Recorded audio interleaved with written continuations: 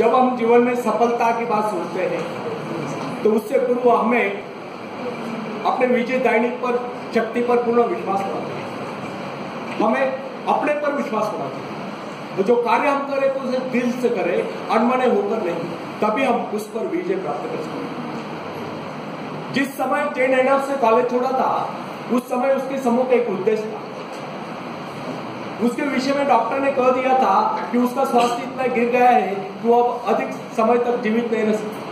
यहाँ तक कि उन्होंने उसके जीवन की अवधि अधिकाधिक 6 मास की निर्धारित कर दी।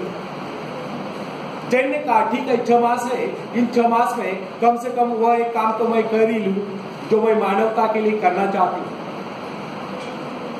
उसने आत्मविश्वास से काम लिया। उसके अपने जीवन का उद्देश्य एक आश्रम की स्थापना करना। उसने पूर्ण विश्वास के साथ वो कार्य हाथ में लिया। जो जो अपने कार्य में आगे बढ़ती गई तो उसका स्वास्थ्य भी बेहतर होता था।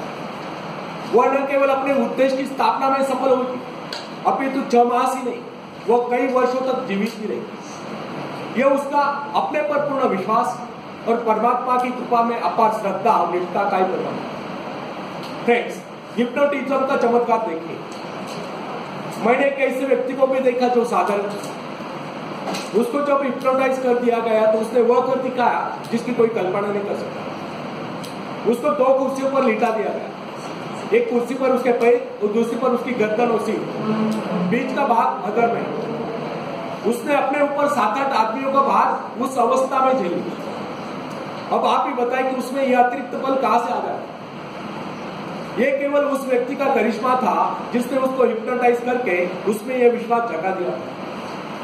यदि उसमें यह विश्वास न भर दिया गया होता तो वह अपने ऊपर एक आदमी को भी नहीं बैठा।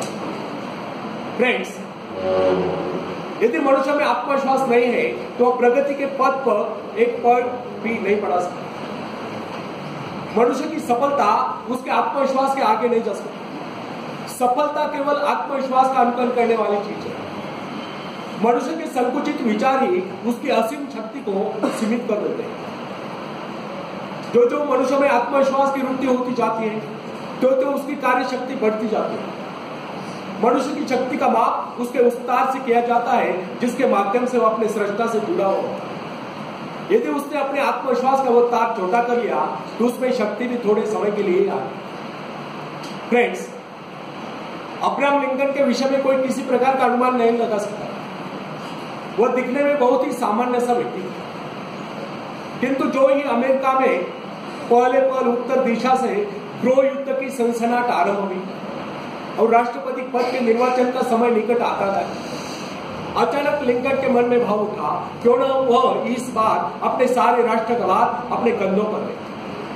बस फिर क्या था, विचार आते ही उसने निश्चय किया। उसका आत्मविश्वास जागा। वह राष्ट्रपति पद के निर्वाचन के लिए प्रत्याशी बना।